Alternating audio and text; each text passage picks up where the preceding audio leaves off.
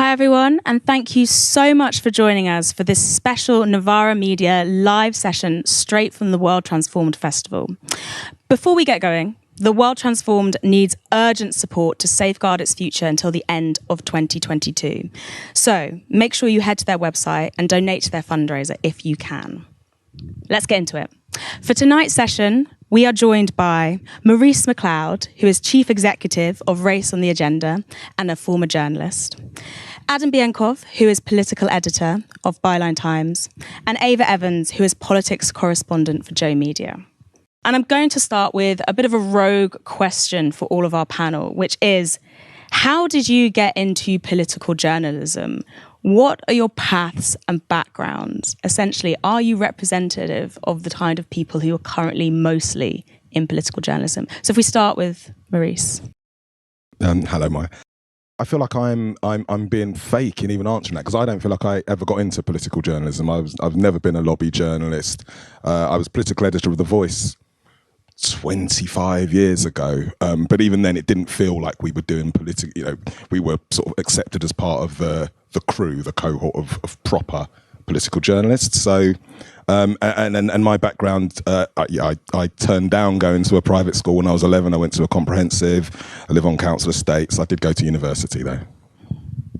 Adam, do you want to spill the beans?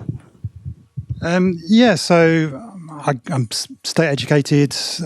Did a degree in English, decided I wanted to become a writer of some sort of journalist.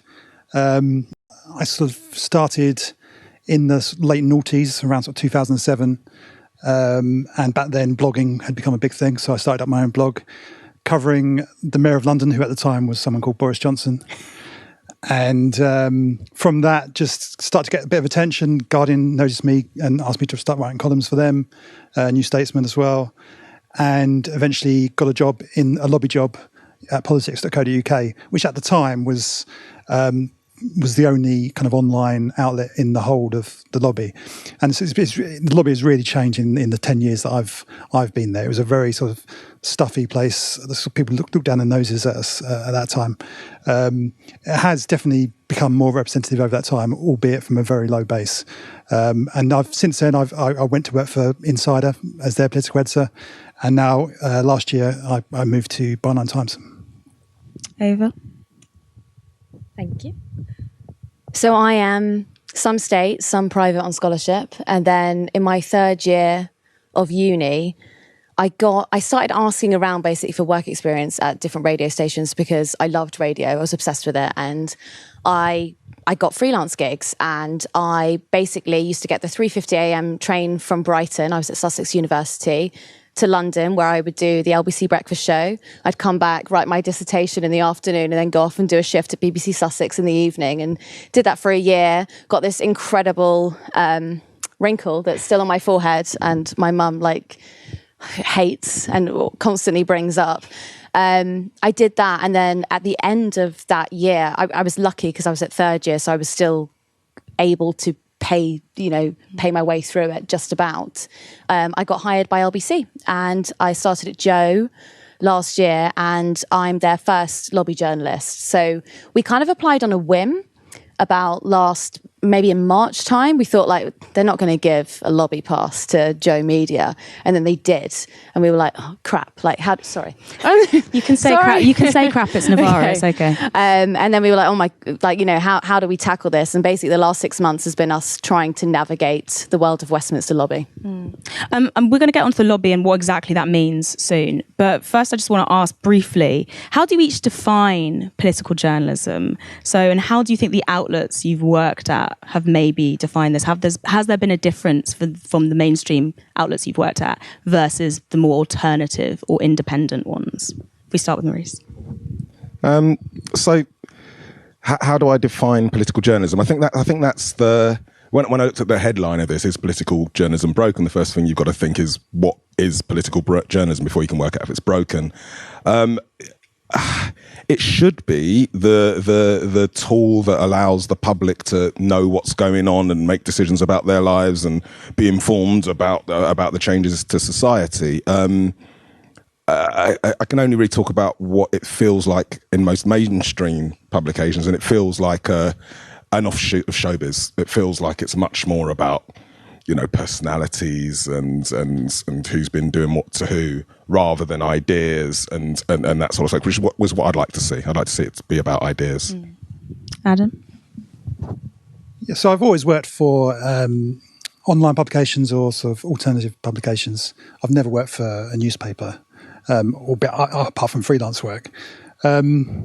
And there is a sort of different approach, alternative outlets to, the lobby itself is based on access, and it is, the way to get ahead in lobby journalism is to gain the most access to the government and to use that access to get kind of tidbits of essentially gossip. And it does create a situation where it does become overly focused on the kind of the minutiae of how people in government are getting on with each other, rather than the actual issues. And that's long been a complaint about lobby journalism. Even way back at the beginning of lobby journalism, you can look at articles from decades ago where people were complaining that lobby journalists were obsessed with gossip and didn't care about the actual issues. And not really much has changed since then, really. Ava?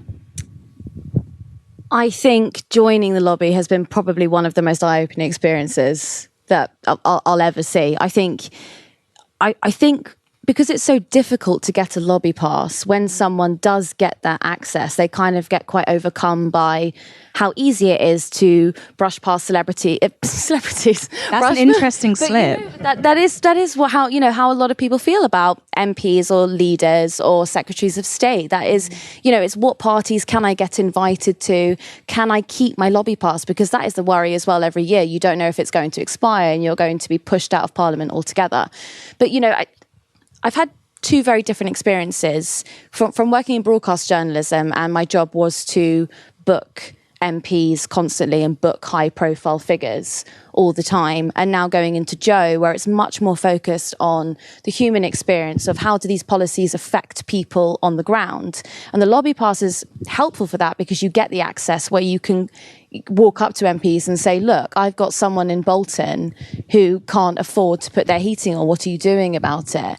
But I don't think that's the approach for most people in there. Not to be totally disparaging on the rest of the pack, but I don't think it's the general idea.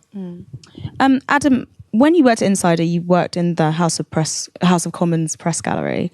Yeah, I still do now. Yeah, okay, so yeah. What does that actually mean? Like, I want to dispel some of the myths of how journalists working from Westminster function. What does it mean to be in the press gallery? What's that day-to-day look like? Well, there are a large group of people in the press gallery, and some people in the press gallery are just there because they need the access. They can work in TV or whatever. They aren't actually sort of real lobby journalists. But there's a smaller group of people who both have lobby passes, but also go along to regular lobby briefings. And how that works is, on a daily basis, twice daily basis actually, journalists go to Downing Street, number 9 Downing Street. It used to be the case that the meetings were held in Parliament and then Downing Street would have to come to us. But that was changed under Boris Johnson, so now we have to go to them, which was a bit of a battle at the time. And the Prime Minister's spokesperson sets out the agenda of the Prime Minister of the day. That's all kind of operational. And then it goes on to questions. And the good thing about it is if the government is in trouble, there is a kind of pack mentality where, over Partygate was a good example of that, where you got 20 to 30 journalists in a room. They're all going, looking for inconsistencies, asking questions, and you can get some good answers. But the sort of downside to it is that because you have that pack mentality, often kind of other stories get missed and get lost. And issues that perhaps matter more to people sometimes get lost, even if that lobby system is very good at getting to the nub of the main issue of the day. Ava, you've touched on this a little bit about lobby passes, what it's supposed to mean versus what it actually means in practice. Have you ever been restricted in your reportage with this lobby pass and political journalism? And how do you think this will impact the stories political journalists might focus on? What a timely question. So we're here at Labour conference. We have been told that we will not be allowed to go to Conservative conference. We were also not allowed to attend the latter half of the Conservative hustings. And at the time, it was because we were told on a phone call that our coverage wasn't favourable or something of the like, and I tweeted it and then got a very angry response from CCHQ, because obviously that should be a private conversation of we're banning you and restricting your access and no one else should know about it. But anyway, it turns out that quite a few outlets have actually been banned from the Conservative conference that's going to take place. And essentially what that is kind of like a hangover, I would say, from the Boris Johnson government, where you were kind of allowed to pick and choose who you were giving information to.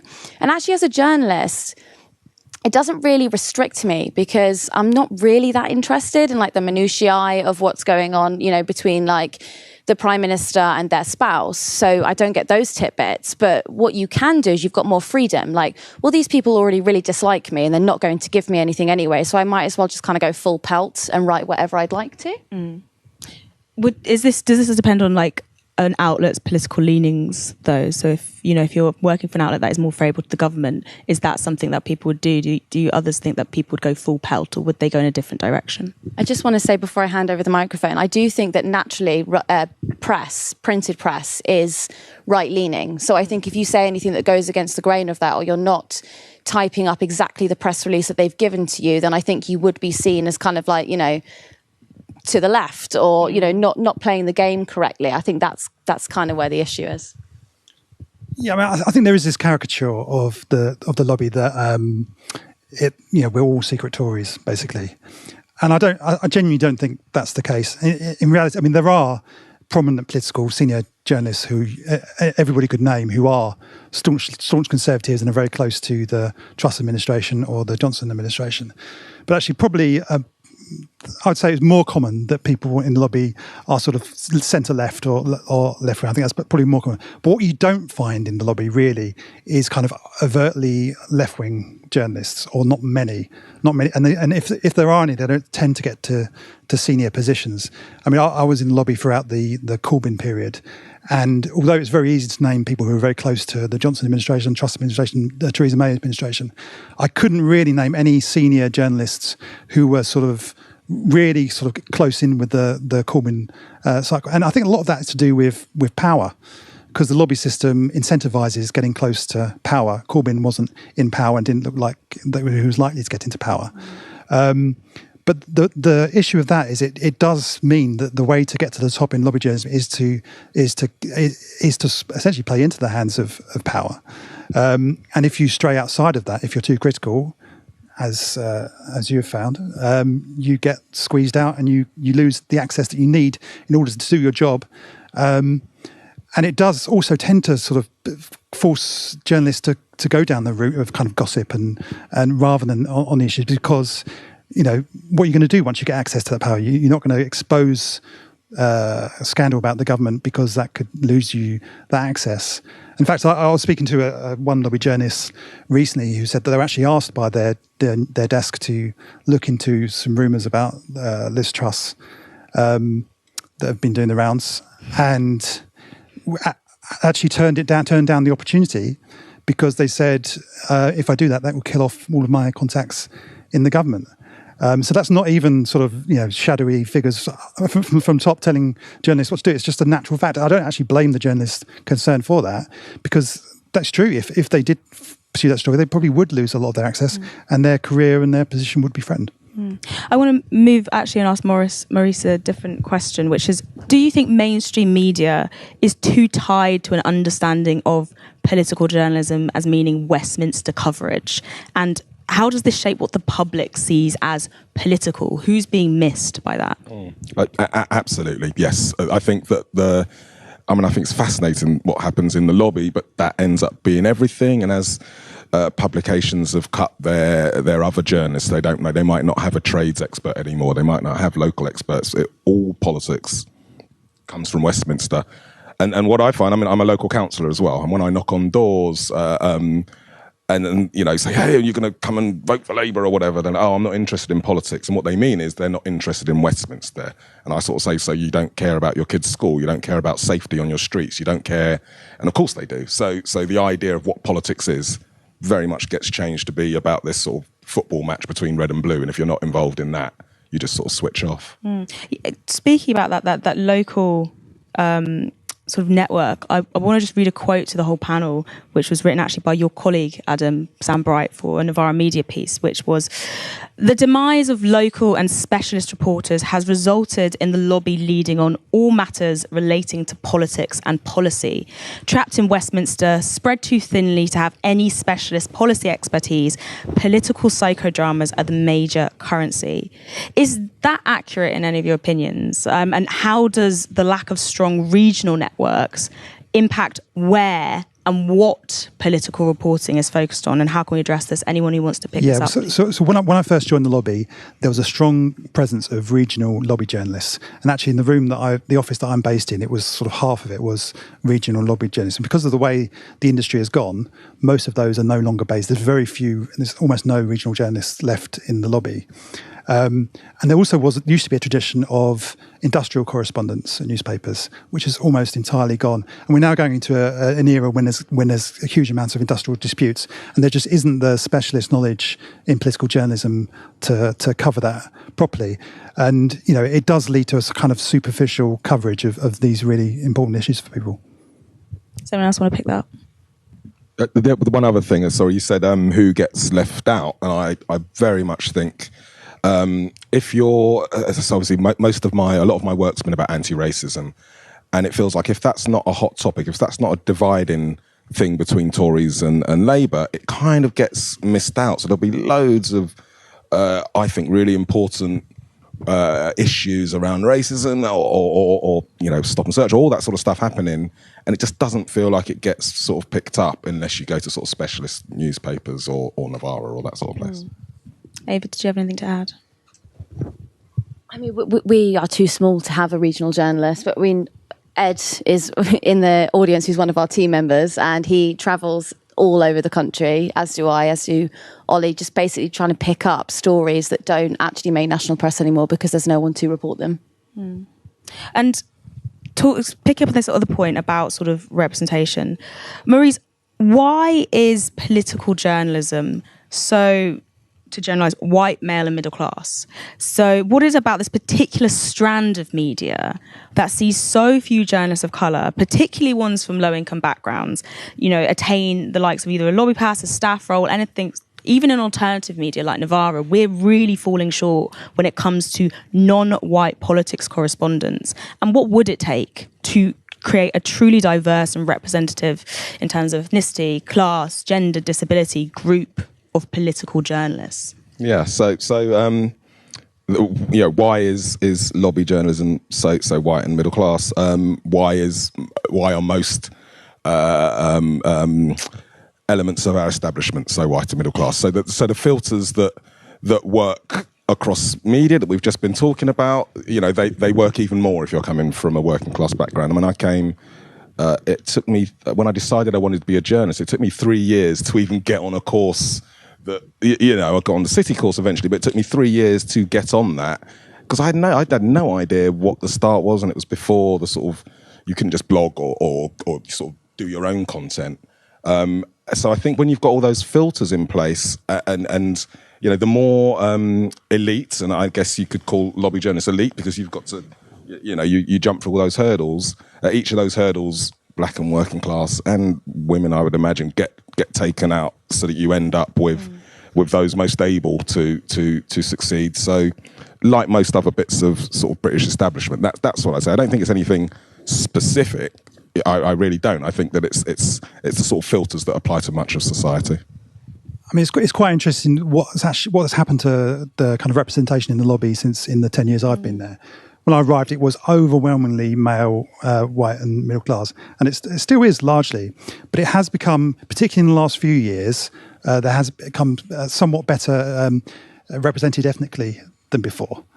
But what I think has gone and also more women as well, and more senior women journalists in politics. I think where things have gone in the other direction is in terms of social representation. And the class of people working in political journalism has definitely gone completely much less representative than it was when I joined.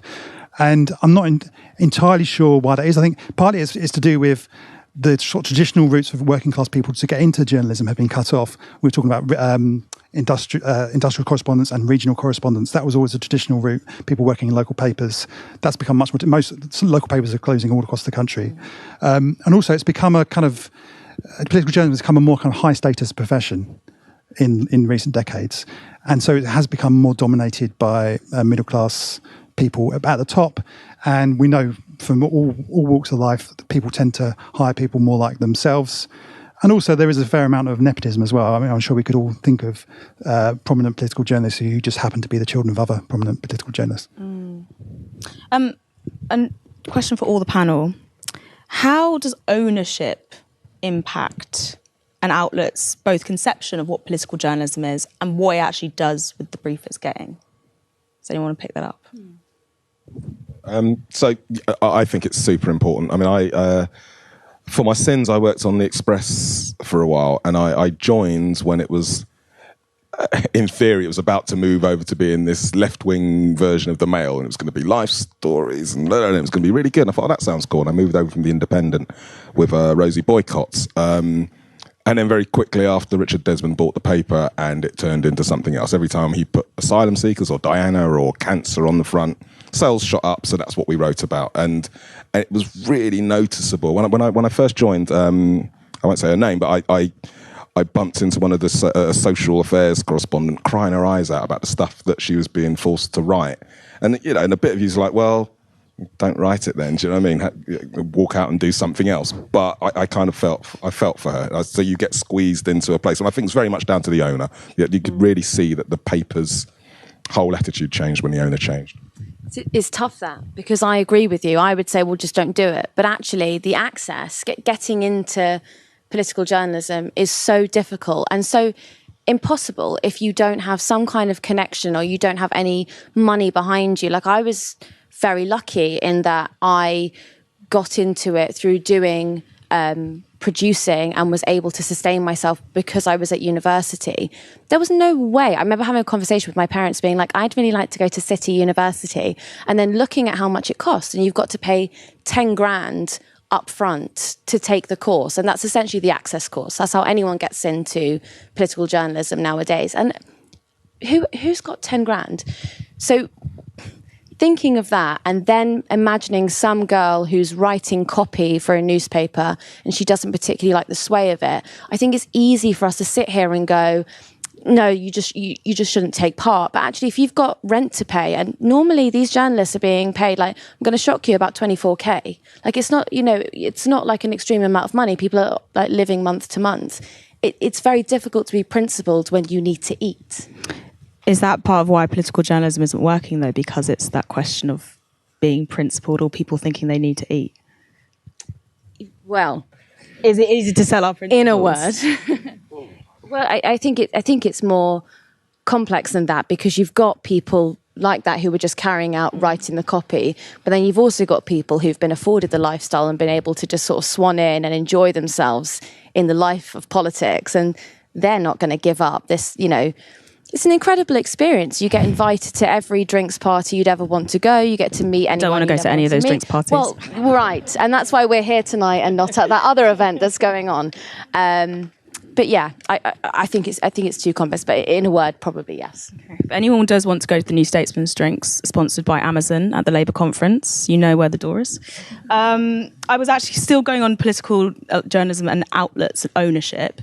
So Byline Times, could you just outline a bit of what Byline Times is for the audiences who might not be aware of exactly where it comes from? Yeah, so we've only been going a few years. And the sort of brief of Byline Times is that we write about the stories and issues that other newspapers don't want to.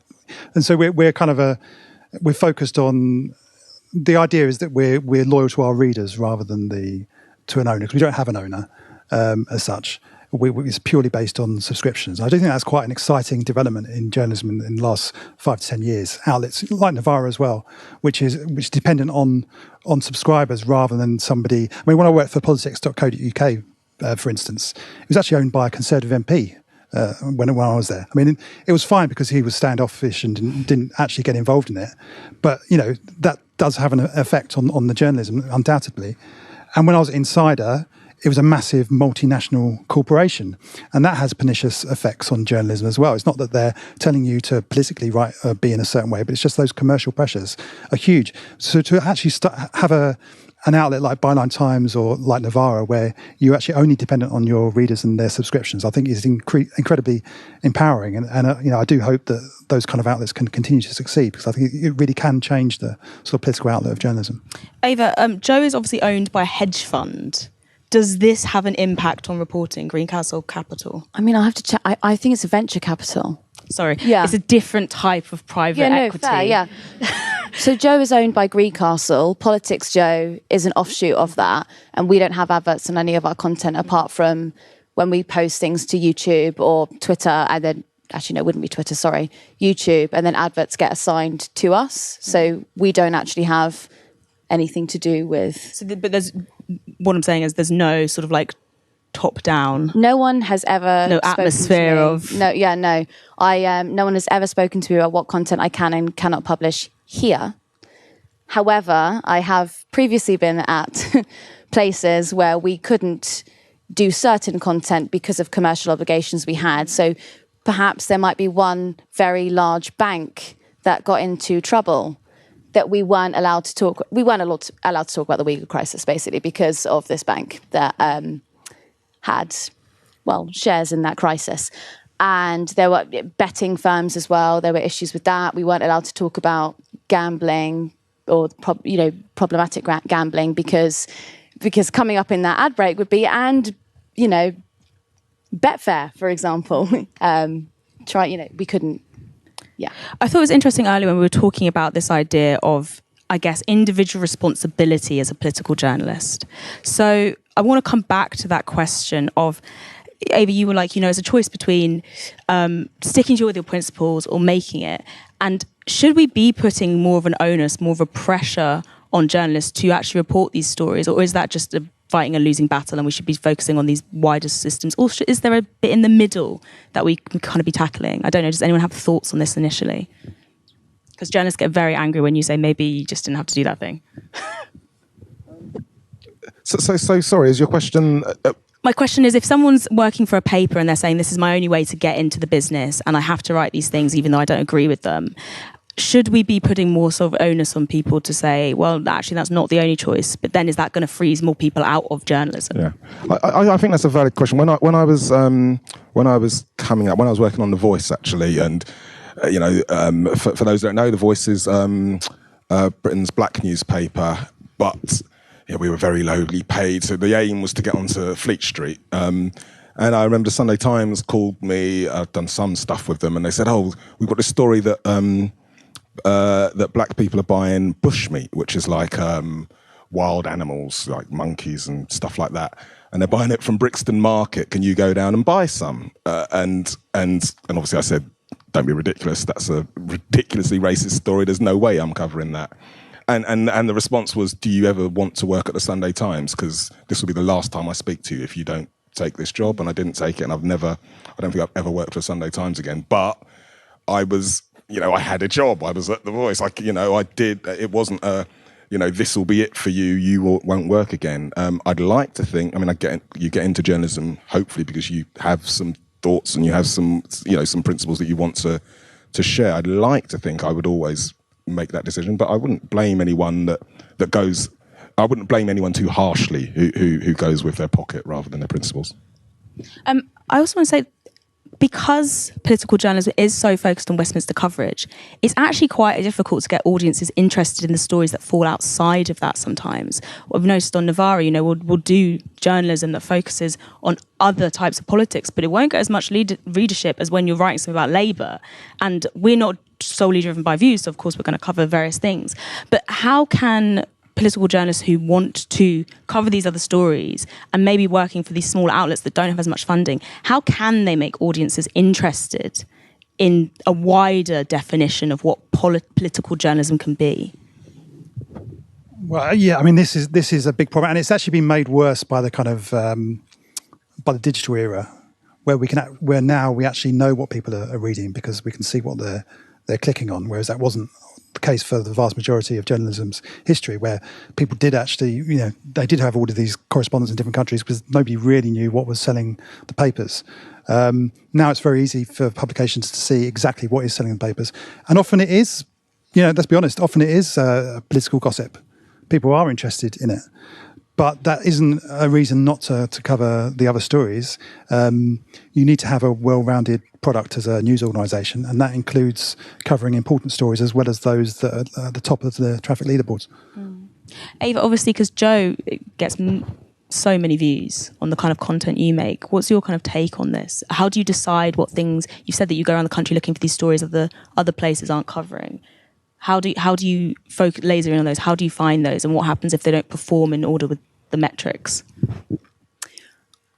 I think it kind of depends what you define by perform. So if you've got we'll do a couple of really big interviews for that month, and that will hit our, look, I'm going to be really transparent with you. You need to hit numbers and you need to make money in some capacity. If we do a couple of big interviews, our YouTube will cover us for the rest of the month, and then we'll be allowed to cover other things. I don't really think there's kind of rhyme or reason. I think it's sort of what we're interested in.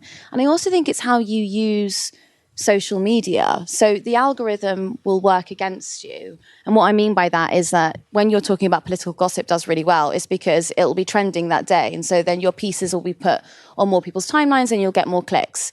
But actually, if you kind of have a good strategy of sort of I was going to give it all away then. I was going to give it all away. No, I don't know. Honestly, I don't think we have rhyme or reason. I think we have interest in something and then we try to hook it onto a bigger topic. Okay. Maurice, you've worked as a journalist and now you're a politician. So you've seen both sides. How do you think that relationship between politicians and media operates? And how does each side view the other? And is there a revolving door between the two? Okay. Yeah, there's a lot of questions there. I'm a politician. I'm a local councillor. That's no one's papping me going to the shops or anything like that. So I'm not that sort of person. So I guess, and I'm a councillor in Wandsworth. So we've just taken the council for the first time to Labour, first time in 44 years from the Tories. So my political engagement has moved from trying to encourage my former friends in journalism to cover this awful stuff that's happening in Wandsworth, to now fearing that my friends might cover anything bad that happens in Wandsworth. So I've got the concern that maybe, whereas before the journalists were a tool for me showing up, a bad administration. Now I'm worried about any mistakes we make being called out. So that's sort of different. There was a second part. Well, this is to all the panel as well. Do you think there's a revolving door between politics and journalism? How does that affect political journalism, and how can we address that? Adam, you might have some thoughts. Well, there definitely is.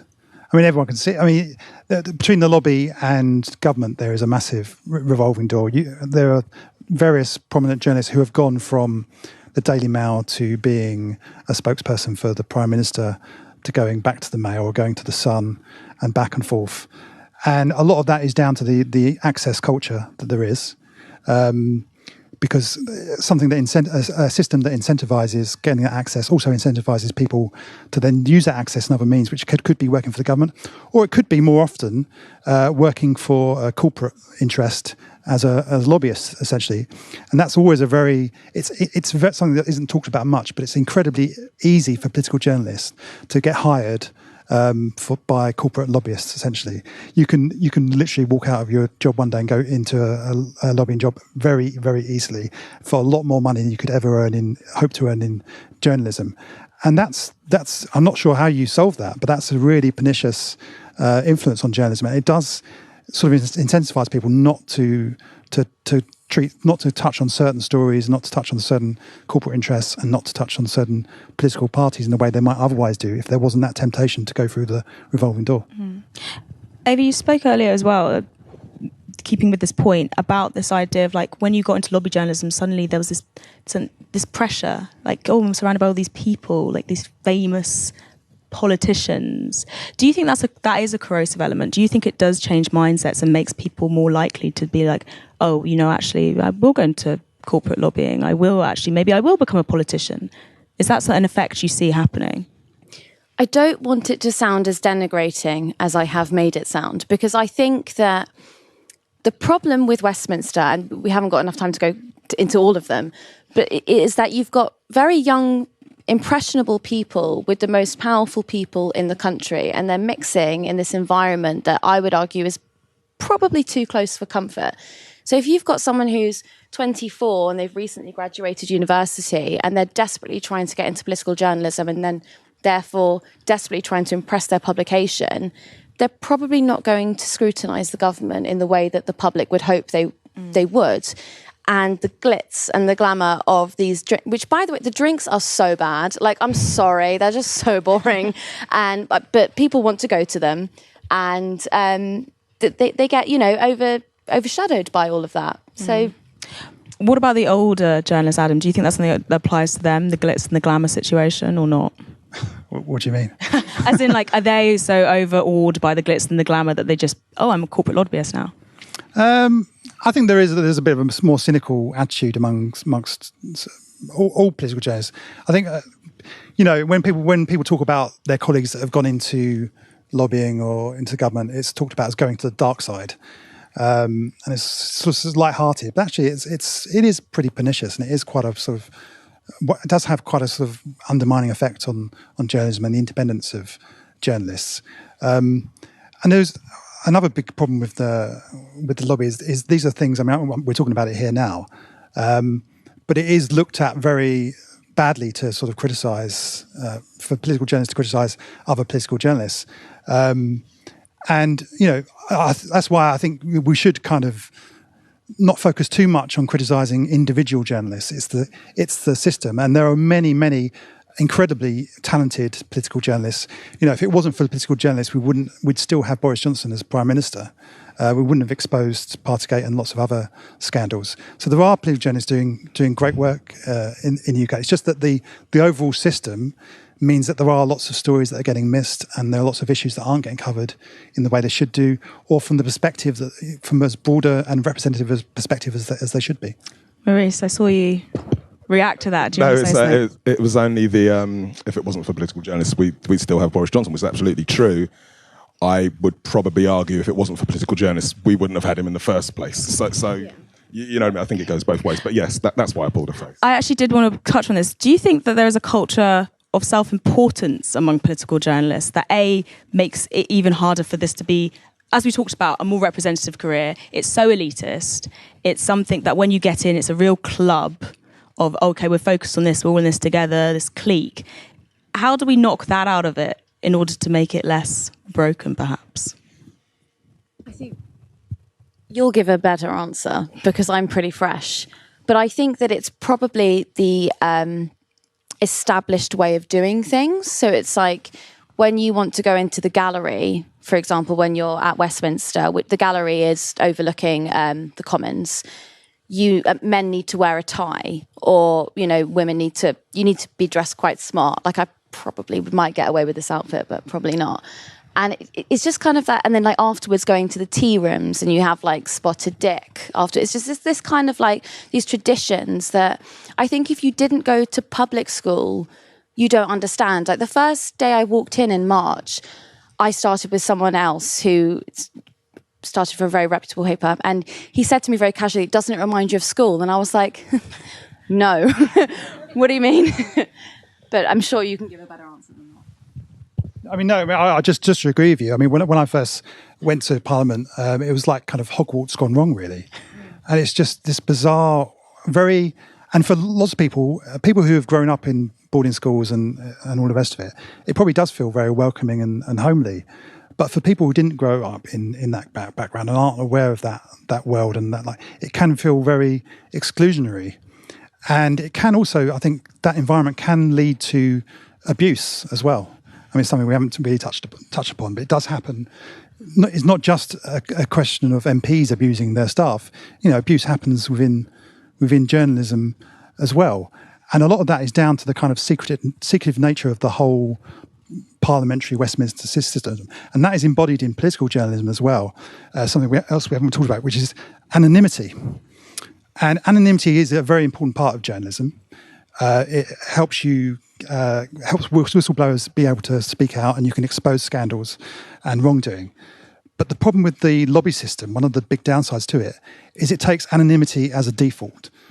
And so the assumption is always that everything that is said to a journalist is said anonymously, unless said otherwise. And that can be helpful in exposing certain things, but it can also lead to abuse of that anonymity, where MPs and other people in power can know that they can use that anonymity to smear their opponents, to criticise their rivals. And a lot of the stuff that is kind of dressed up as gossip is actually that. And sometimes things that are completely untrue make their way into the paper because not only are journalists not able to expose the fact that it's untrue and who has made that untrue statement, but there's actually an incentive for journalists not to expose that and to go along with it because you get a colourful quote in your copy. And so I think that whole sort of anonymous system, it's sort of part of the secrecy of Westminster. It's part of what's bad about political journalism. And it also is part of what leads to abuse because people feel that they can't speak up because there's this culture of secrecy throughout the whole system and throughout Parliament and Westminster. Got one more question, then I'm going to throw it to the audience for just a few questions, if anyone has them, so start thinking now. Why is it that some publications like Private Eye, which are run by, I would say, the counterparts of those in Westminster, are able to report on political scandals months and months and months before journalists pick it up? Or is that because they're too scared to? Do they not have the access? What is it about those publications that mean they can report those things, whereas political journalists are steering clear until it becomes consensus that is out there? Does anyone have any thoughts? Yeah, so I think again, it goes back to what we've been talking about all along, which is access. And there are stories that people in Westminster are aware of and don't cover or don't get to the bottom of because it's not in their interests as lobby journalists who rely on access to senior figures in power to expose those stories. And that's why often a lot of the best journalism that comes out doesn't come out from the lobby team. I mean, there are exceptions. There are some great stories that come out of the lobby. But I'd say more great stories come out of the investigative teams, freelance reporters, people that don't have that kind of institutional reliance on having day-to-day access that you need to have in order to succeed in lobby. Okay, audience questions. Does anyone have a question? If so, put your hand up. Okay, if we start with the person in the tweed coat at the back, I think there'll be a mic. If you hold it to if you stand up, hold the mic to your face, but then also project your voice because there is not a PA system in the studio. Okay, thank you very much, panel. That was really interesting. My question, I guess, kind of is a weaving thread throughout this discussion, and it's about democracy. So I guess the kind of smug relationship between politicians and journalists, does that undermine the scrutiny of those politicians, which I guess you've already touched upon, but also alongside that kind of obsession with the interpersonal politics of Westminster, does that disillusion the general population and thwart that kind of empowerment that is so important to democracy?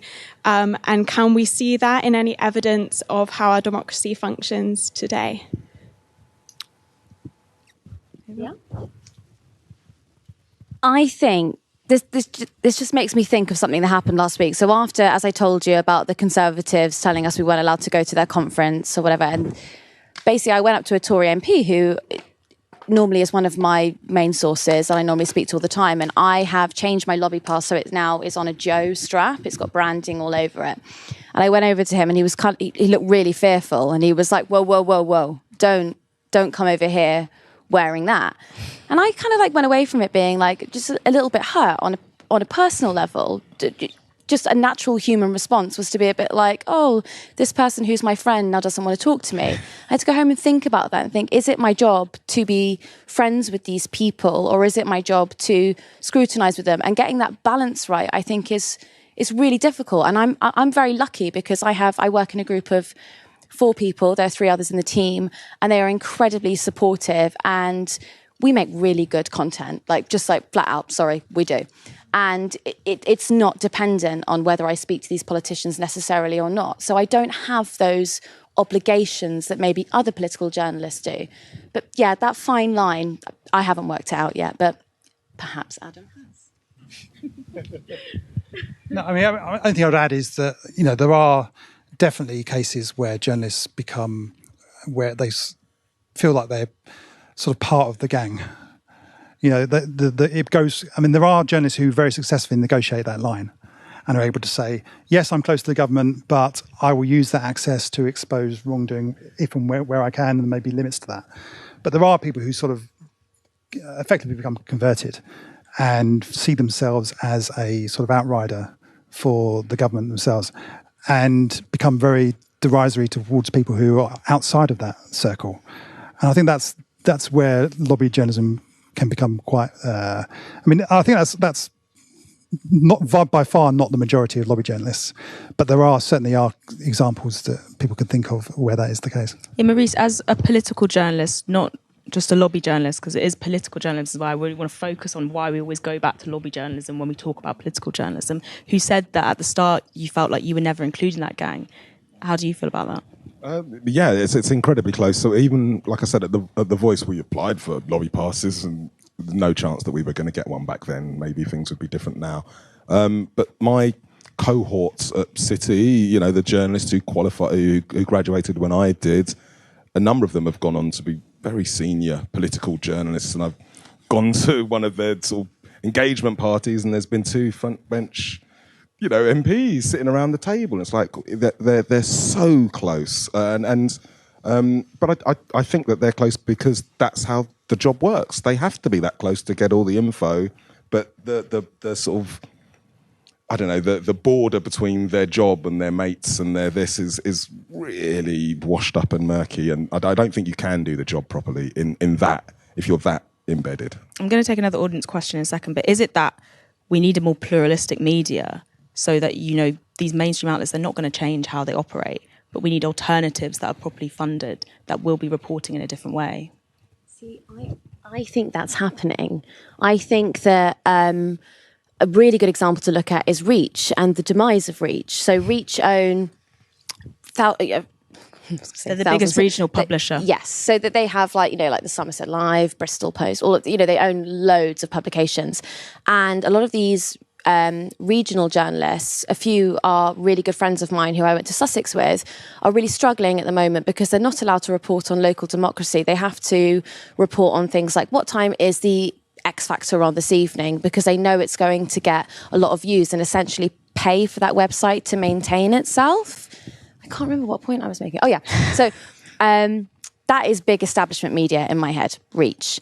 I think alternative publications now have this opportunity where you're on a level playing field. So I quite arrogantly, I'd say that Joe's biggest competitors, Novara, obviously. You have to say that. But they are, we have a quiet little...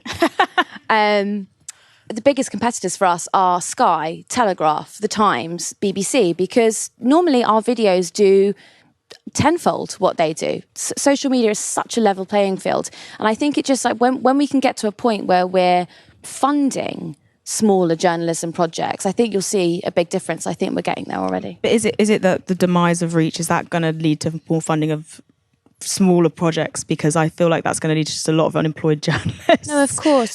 But I mean, it would be... I'd love to see, like Novara or other organisations like that start to have their own regional support reporters. So would we donate to Novara?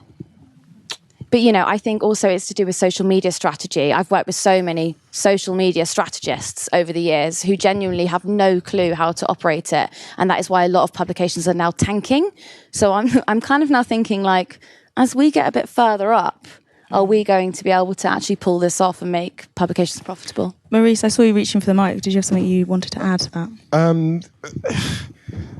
No, I can't remember why I was reaching for the mic, to be honest. But I agree that the media sort of outlook and environment has totally changed. Things like Novara. I remember when you guys were starting, I was involved in Media Diversified, which was about getting Black and Asian journalists access because they weren't getting any. And even in our lifetime and seeing Novara grow, the opportunities massively change, and that's great and that's brilliant. I hope that's what, to be honest, puts pressure on the big establishment media because it will be obvious that they're not doing the job if Joe and Novara and Byline are doing stuff that people are like, actually, why aren't we seeing this story in The Guardian, The Times or whatever, then they'll either change or die. And hopefully that's the way. But we still do really fall short when it comes to actually diversifying our political workforce and correspondence. And that is something that really needs to be worked upon. Does anyone else have a question from the audience? I saw hands. Ed, from Joe, I believe. Just a disclaimer. I have a vested interest in that, I suppose, in this question, but Maurice kind of touched on it. There's a conflict between alternative media like Joe and Novara and the more traditional beasts like Sky News, BBC, etc. Do you think the model of lobby journalism survives that conflict if alternative win? Who wants to pick up? With and this, I kind of hesitate to say this with you guys here. I kind of hope it doesn't. I mean, I hope you guys carry on thriving and whatever, but I hope that the whole concept of lobby journalism dies. I don't know how you fix it, because there is an issue. You can't just give everyone access because there's security and all that sort of stuff. But how there must be a better way of giving access to the public about what's going on in Parliament. I think sort of filtering it through a handful of picked people, even if they're good people, is problematic. Yeah, I mean, obviously, I'm a lobby journalist, been a lobby journalist for 10 years or so. It is in my interest for the system to remain as it is, but I don't actually believe that it should. And I think it should be opened up. I don't think it actually needs that radical a reform. I think simply allowing anyone who is an accredited journalist with the NUJ to gain access to Parliament and talk to MPs and to gain access to lobby briefings would make a massive difference. And also think that the lobby briefings, they have been opened up a lot. As I say, when the lobby system was first, even not that long ago, the lobby system, if you're a lobby journalist, you couldn't even admit that you were a lobby journalist. It was literally a secret society. Briefings, you couldn't report what was said in those briefings. That's changed in recent decades. It's now people tweet what happened in lobby briefings, but it's still not that open. There was an attempt by Johnson's administration under Dominic Cummings at the time to televise lobby briefings. I mean, again, I think that probably wouldn't have been a bad thing, but I think at the very least there should be a transcript of what happens in the briefings. And I do think opening up the system to allow all journalists who have been accredited to come in and talk to people and to go to briefings and to understand how Parliament works, I think would radically sort of change and improve the whole political landscape. Because at the moment there is this vested interest of a small a group of mostly establishment and established media maintaining a sort of cartel in Westminster. And it has improved a lot. There are publications like Joe and Byline Times that have joined. But it's still got a long way to go before it's representative of the country and media as a whole. We've got time for one more audience question. Does anyone have a question? Yes? Please stand up. Thank you so much. Yeah, it's been a great show tonight. I think it's sort of a follow-on question in the sense of how can we make media and reporting sort of more democratic. We have organisations and individual and independent journalists like Novara and Byline. What else could we do to represent the voice of people in a bigger sense? Sort of. Thanks. Put the money where the mouth is the only answer, I think. Anyone else? I think the big barrier that I can think of is getting your degree, your master's, to go into journalism, and the fact that you have to freelance at a lot of publications or a lot of outlets before you'll get hired. I just think on a general affordability level, it's really difficult to get into, and I don't even know how you sort that out, because something like the City programme, I wouldn't think to apply for a fund or a bursary for it. I think it's very difficult to incentivise people to do it because it just seems so out of reach. I think if I was going to give any advice, which is not the question, but I will just say any advice, I think go into copywriting or go into producing as just baseline. That is so much better than just freelancing on your own. I think we should, just to come in on this, I think we should be taking away journalistic training from universities. I think it should be going back into newsrooms, and there should be funding, whether that is in these independent places, for these young journalists to start learning on the job straight out of school. You have these training programs. You don't have to have qualifications in order to do it. And there needs to be these regional networks out, but that's only going to happen with, unfortunately, I think members-led cooperative newsrooms, because these big newsrooms are just not investing in it because they don't think they can spare the pennies, even if they can. Anyone else want to pick up or not? Yeah, I kind of agree with that. I think that not only are they not investing in it, there used to be lots of sort of local newspaper sort of training schemes. I seem to remember when I was coming up. But for the big publications, I guess it's not just that they're not invested. They know they can pick up those journalists. So go and do your stuff elsewhere, and then we'll just get you anyway. So why do they need to train? I think it's all very well saying, yeah, we need to have these routes, and we need to. If the money's not there, I don't see how it works. I'm not. I've never cracked it. I've been sort of feel like I've been a journalist forever and never really earned any money. So I don't know how you get around it. Yeah, I mean, I think a lot of it is down to money. And as journalism and local journalism has been starved of money because of the internet and because of people's demands have changed, and it hasn't kept up with it.